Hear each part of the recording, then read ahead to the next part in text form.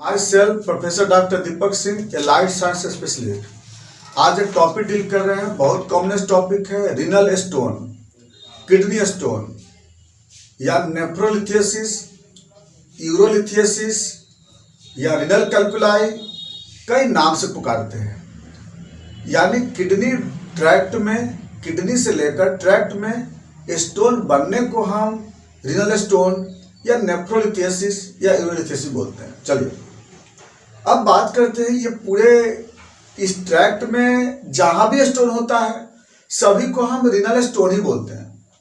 या किडनी में हो, यूरेटर में होता है, ब्लैडर में होता है या यूरेथ्रा में होता है। चार साइड पे जनरली स्टोन होते हैं।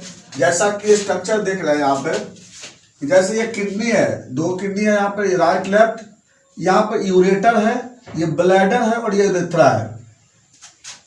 तो इसमें चार पार्ट हैं, चारों जगह स्टोन हो सकता है इसमें। जैसे सबसे कॉमनेस्ट जो है, जैसे यहाँ पे होता है स्टोन, यहाँ पे किडनी में जो स्टोन होता है इसको लोग नेफ्रोलिथियोसिस बोलते हैं। यहाँ पे कैलिसेस रीजन में होने का चांस होता है, कैलिक्स में। दूसरा जो स्टोन होने की चांस होता है यहाँ पर, दूसरा है यहाँ पे यूरेटर। यूरेटर में तीन साइड पे स्टोन होता है जिसको यूरेट्रिक स्टोन बोलते हैं, या यूरेट्रिक कैल्कुलाई या यूरेट्रिक लिथियोसिस बोलते हैं। तो यूरेटर में तीन जगह हो सकता है। यहाँ पे जो होता है इसको बोलते हैं हम लोग पीयू जंक्शन स्टोन। पीयू मतलब हो गया पेल्विस यूरेट्रिक जंक्शन स्टोन। बीच वाले जो यहाँ पे जो होता है उसको बोलते हैं मिड यूरेटर स्टोन बोलते हैं, मिड यूरेटर स्टोन। और जो यहाँ पर जो स्टोन होता है जो ज्यादातर ऑब्स्ट्रक्शन यहीं पे प्रोड्यूस करती है, इसको बोलते हैं हम लोग वीयू जंक्शन स्टोन या वेसिको यूरेट्रिक जंक्शन स्टोन बोलते हैं। तो यूरेटर में तीन साइड पे स्टोन होता है। इसके बाद अगला जो आता है आपका ब्लैडर स्टोन। ब्लैडर स्टोन में जो ब्लैडर का जो अंदर का जो एरिया होता है, ट्राइगोन स्पेस, इसमें स्टोन होने का चांसेस ज्यादा होता है। इसके बाद लास्ट में जो स्टोन होता है वहाँ यूरेथ्रा में, यहाँ पर जो स्टोन होता है इसको लोग बोलते हैं यूरेथ्रल स्टोन बोलते हैं। तो टोटल चार साइड पे स्टोन होता है, किडनी, नेफ्रोलिथियोसिस, यूरेटर में, ब्लैडर में एंड यूरेथ्रा में।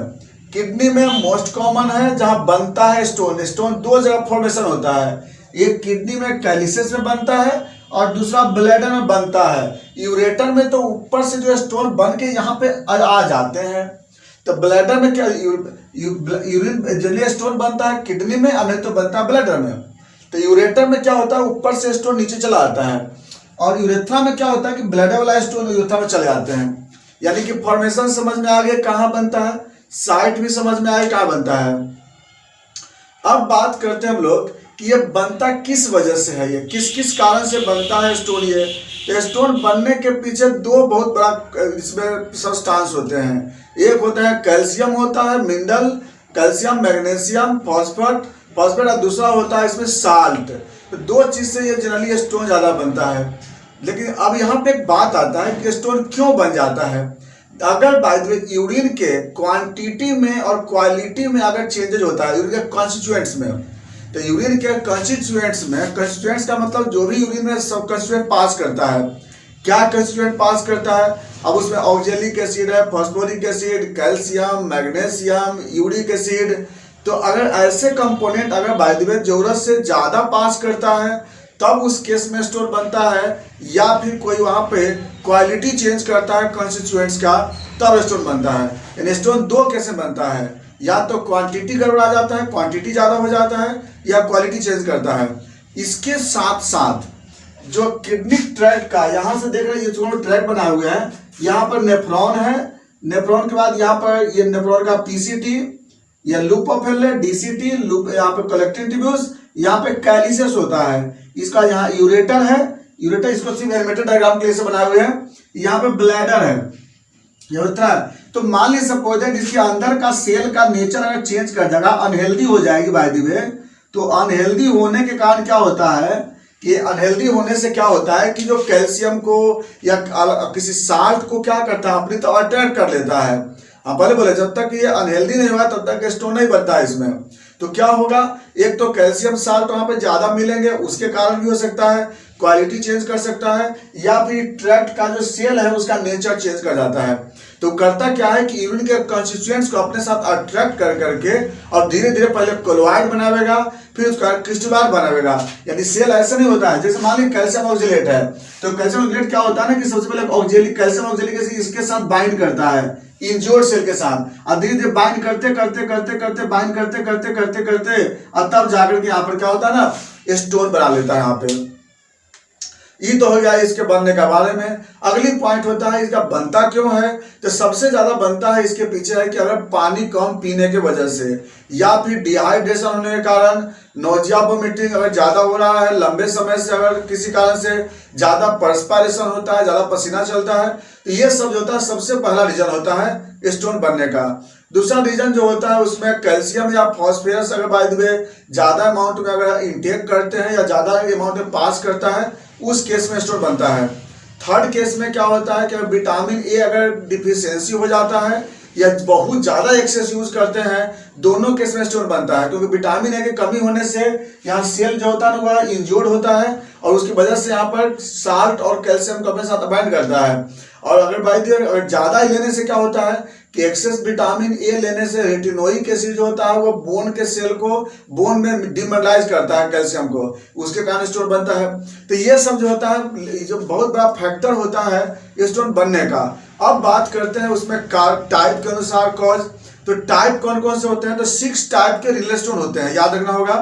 तो 6 टाइप के रिनल स्टोन होते हैं, कौन कौन से होते हैं, इसमें कॉज भी चलेंगे हम लोग, टाइप में हम लोग कॉज भी चलते हैं किस किस कारण से होता है। तो ये जो 6 तरह के जो होते हैं उसमें सबसे पहला होता है कैल्शियम ऑक्जेलेट। कैल्शियम ऑक्जेलेट जो होता है मोस्ट कॉमन यह स्टोन होता है, लगभग ये 70% जो होता है ना वो कैल्शियम ऑक्जेलेट होता है। ऑक्जेलिक एसिड और कैल्शियम दोनों मिल करके बनता है कैल्शियम ऑक्जेलेट, सबसे ज्यादा ही होता है। अब यह क्या होता है, कैसे हो जाता है ये, तो बाय द वे ऐसा कोई डाइट लेते हैं जिसमें ऑक्जेलिक एसिड ज्यादा हो। ऑक्जेलिक एसिड ज्यादा किस में होता है, जैसे पालक में हो गया, स्पाइनच में होता है, या फिर टोमेटो में होता है ऑक्जेलिक एसिड ज्यादा, या कॉफी है, चॉकलेट है, कोल्ड ड्रिंक है, ये सब में क्या होता है ना कि ऑक्जेलिक एसिड ज्यादा होता है। और यह ऑक्जेलिक एसिड ज्यादा होने के कारण क्या होता है, यह कैल्शियम के साथ बाइंड कर लेता है, और यह कैल्शियम के साथ बाइंड करने की वजह से क्या होता है कि जब कैल्शियम से बाइंड कर लेता है तो यह इसको रीअब्जॉर्ब होने नहीं देता है किडनी से, नेफ्रॉन से। जब ऑक्जेलिक एसिड ज्यादा हो जाएगा तो क्या होगा, कैल्शियम को रीअब्जॉर्ब होने नहीं देगा, और यह कैल्शियम ऑक्जेलिक एसिड जो होता है ना ऑक्जेलेट, वह यूरिन में ज्यादा आने लगेगा, और इसके कारण जो होता है वहां पर स्टोन बनता है। तो सबसे ज्यादा ये होता है स्टोन। दूसरे नंबर पे आता है calcium phosphate stone.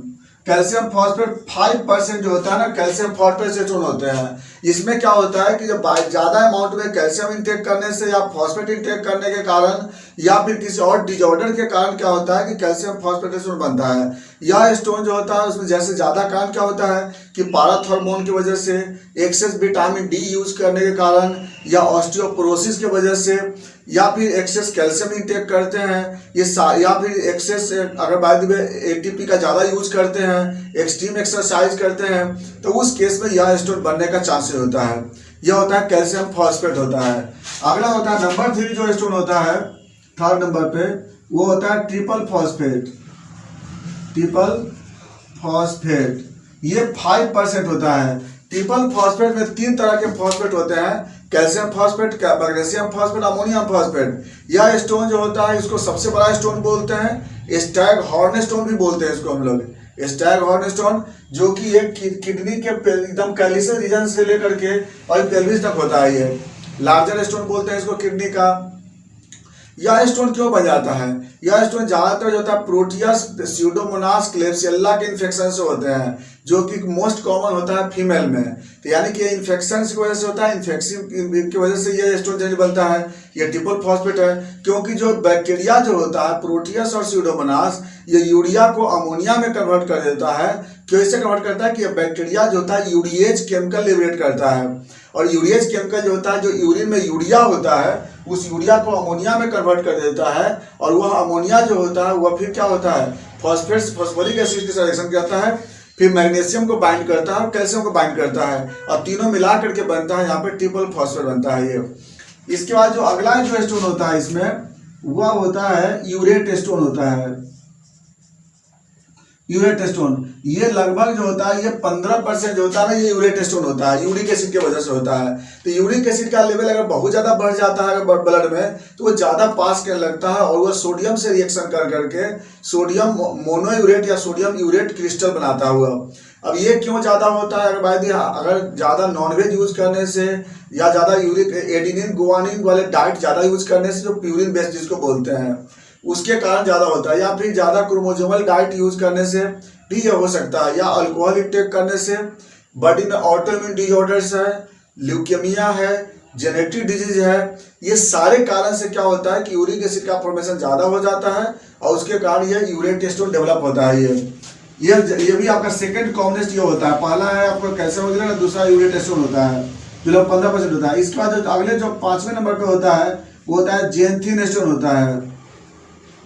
Xanthine stone लगभग जो होता है ये 4% होता है। ये जो जेंथिन स्टोन क्यों बनता है? ज्यादा पिगमेंटेड सब्सटेंस यूज करने की वजह से, ज्यादा पिगमेंटेड डाइट यूज करने के कारण होता है जेंथिन स्टोन बनता है।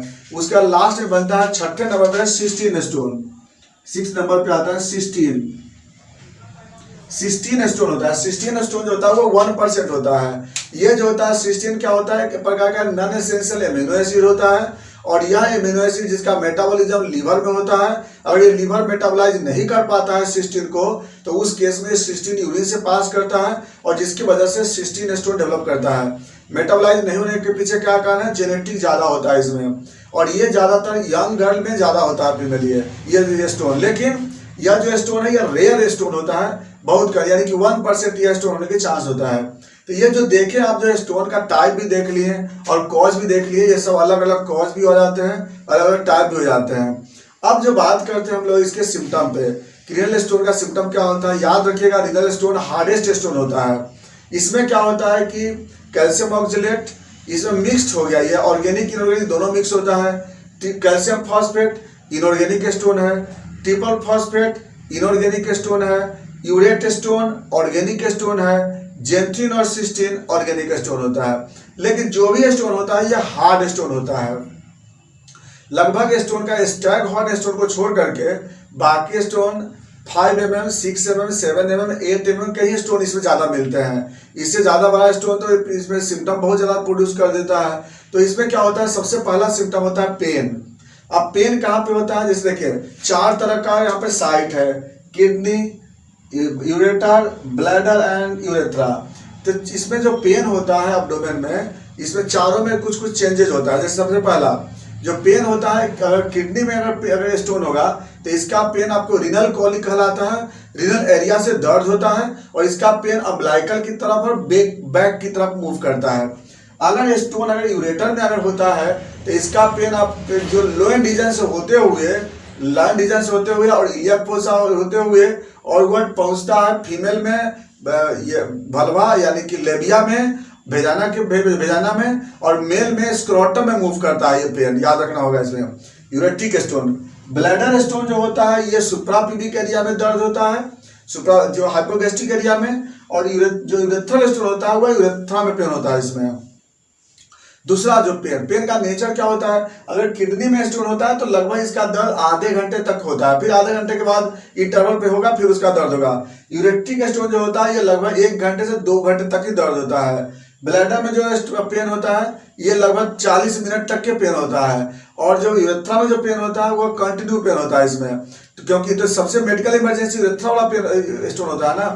तो ये जो पेन होता है इसका नेचर कैसा होता है? तो स्टिंगिंग लाइक पेन होता है, इसमें चुभन जैसा दर्द होता है। इसके बाद दूसरा क्या होता है इसमें? हिमेचुरिया। हिमेचुरिया क्यों होता है? कि स्टोन के कारण जो होता है यहाँ पे फ्रिक्शन होता है और फ्रिक्शन के कारण यहाँ पे ब्लड पास करता है। तीसरे नंबर पे होता है प्रोटीनुरिया।